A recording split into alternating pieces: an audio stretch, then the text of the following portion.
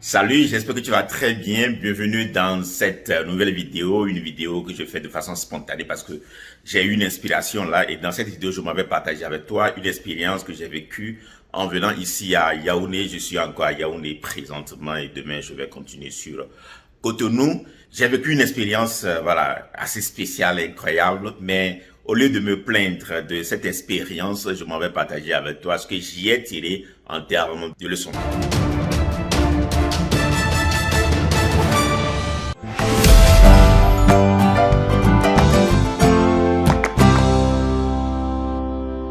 Alors, avant d'aller dans le vif du sujet, je voudrais te dire que la chose la plus importante sur laquelle tu dois travailler dans ta vie, c'est ta capacité quand tu fais face à des challenges, quand tu fais face à des situations, de te poser la question. Pourquoi cette situation m'est advenue? Ok, ça c'est la première question. La deuxième question, quelle leçon je peux en tirer?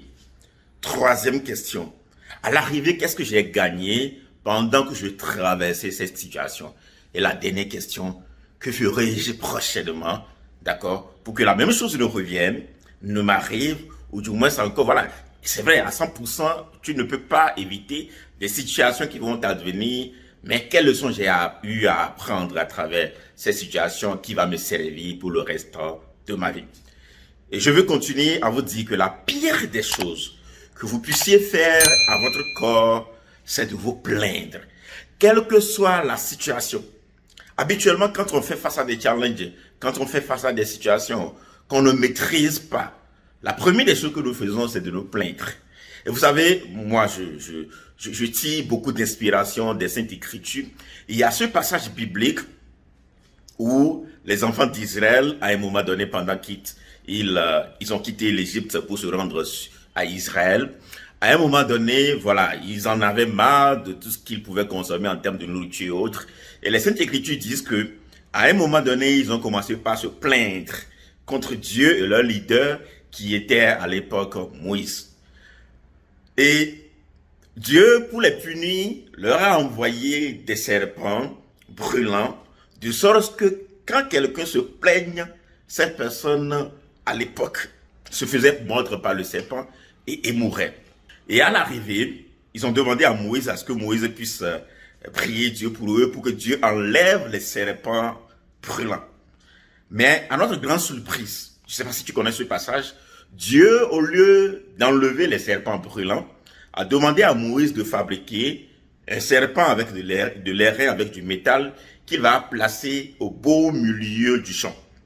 De sorte que, ou bien du désert, de sorte que quand quelqu'un va se faire mordre par un serpent brûlant, que la personne lève les yeux pour regarder au serpent d'airain pour avoir la vie. Alors la bonne question que toi et moi on est en droit de se poser, c'est de savoir, est-ce que dans ce serpent d'airain fabriqué, il y avait un médicament? Non. Et Dieu n'a pas enlevé les serpents brûlants. Autrement dit, les situations ne vont pas être enlevées. Mais Dieu voudrait simplement voir qui sont ceux qui, malgré qu'ils vont se faire mordre par des serpents, des dizaines de serpents, vont garder cette sérénité et regarder vers le haut et suivre ses ordres. Autrement dit, quelle que soit la situation, la pire des choses que tu puisses faire à ton corps, c'est de te plaindre. Te plaindre ne règle rien. Mais plutôt quand tu te calmes, tu te poses des questions. Tu demandes, comme je l'ai dit tout à l'heure, les 3 questions à se poser ou les 4 questions à se poser, tu en tires des leçons. Alors en venant à Yaoundé ici, voilà, il s'est fait que à l'arrivée, j'ai pas retrouvé mon sac de la soute. Et c'est dans ce sac que j'avais, en dehors de mes habits, dans ce sac j'avais également certains outils de travail, d'accord, mais mon pointeur pour la projection, les livres que je vends souvent quand je vais à des séminaires et autres pour dédicacer cela aux gens. Donc il est arrivé que j'ai pas eu le livre, j'ai pas eu le sac plutôt. Donc quand je suis arrivé ici, normalement sous d'autres cieux, quand vous revenez à l'hôtel, vous signalez cela à l'hôtel, vous avez fini votre travail, c'est l'hôtel qui va s'occuper du reste pour vous, pour que votre sac puisse vous rejoindre. Ça c'est un autre débat.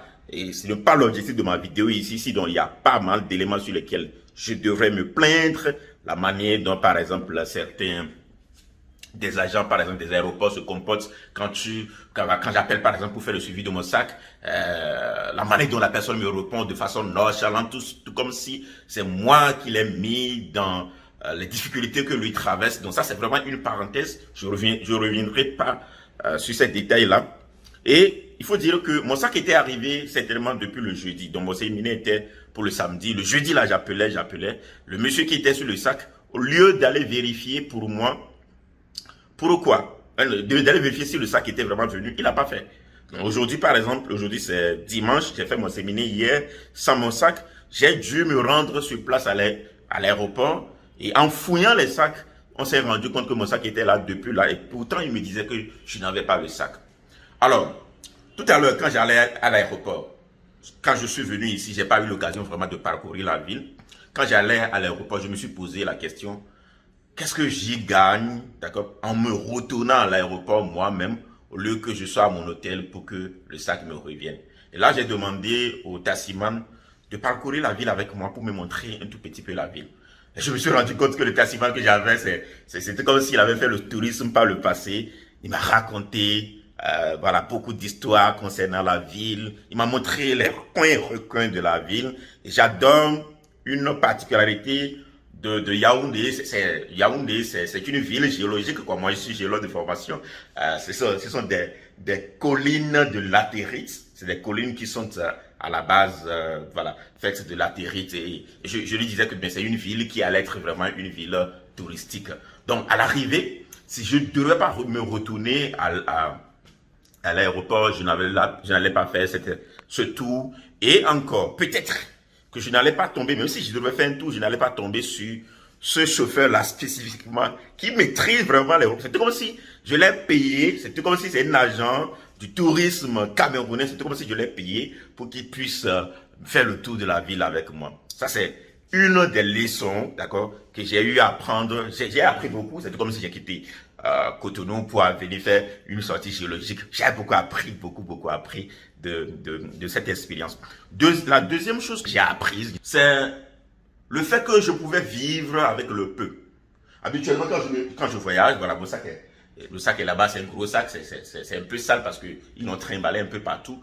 Je voyage avec ce gros sac, et la plupart du temps, qu'est-ce qui va être dedans? Ce sont mes habits, d'accord? C'est mes habits qui sont à l'intérieur de ça. Donc, j'ai quelques livres. Mais je me suis rendu compte que quand je suis venu ici, j'ai pas retrouvé mon sac. Je suis allé dans un supermarché à côté. Je me suis payé 2 chemises et un short. D'accord?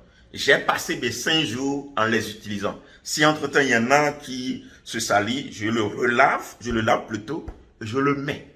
Donc, j'ai appris pendant ce temps-là que je pouvais voyager beaucoup plus léger.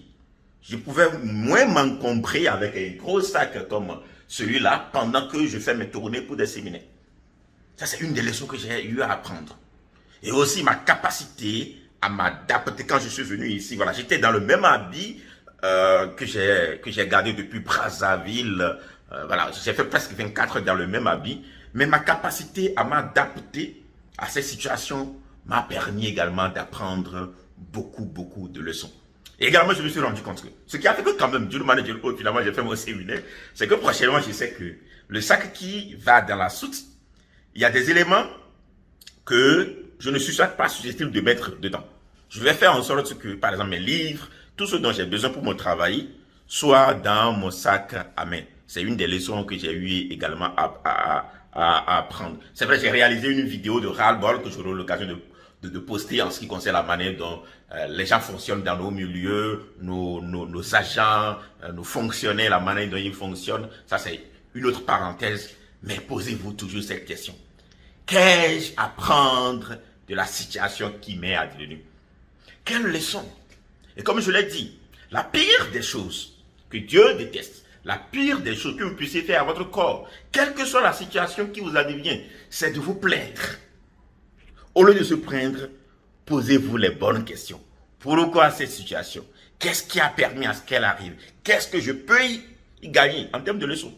Et comment je fais prochainement pour que la même chose ne m'arrive pas? Et même si entre-temps elle m'arrivait, comment je vais m'adapter? Et je me suis rendu compte que plus tu réfléchis de cette manière, plus tu penses de cette manière, ta vie, elle est merveilleuse. J'ai fait mon séminaire, voilà, vous allez voir quelques vidéos du séminaire. J'ai fait mon séminaire, voilà, j'ai quand même eu environ un certain nombre de personnes qui sont venues à mes séminaires, très joyeux. J'ai pas pu leur dédicacer des livres, mais voilà, je vais laisser un lot de livres ici en quittant parce que finalement j'ai eu mon sac. Mais tu m'as dit une autre. C'est un des beaux séjours que j'ai passé. Quand bien même j'avais pas mes effets sur moi, je suis allé, j'étais obligé de prendre, voilà, de nouveaux éléments essentiels comme des brosses à dents et autres, mais je me suis quand même adapté. J'ai été très heureux malgré les challenges auxquels je faisais face. Donc voilà ce que je voulais partager avec vous dans cette vidéo spontanée. Si elle vous a parlé, n'hésitez pas à mettre moi des commentaires là. Quelle est la leçon que vous avez eu à apprendre à travers ce que je viens de vous donner en termes de messages. Et surtout, voilà, si vous avez fait face à des challenges par le passé, comment êtes-vous arrivé, vous, à les régler. Et surtout, on continue d'explorer l'impossible. Thank you. Ciao.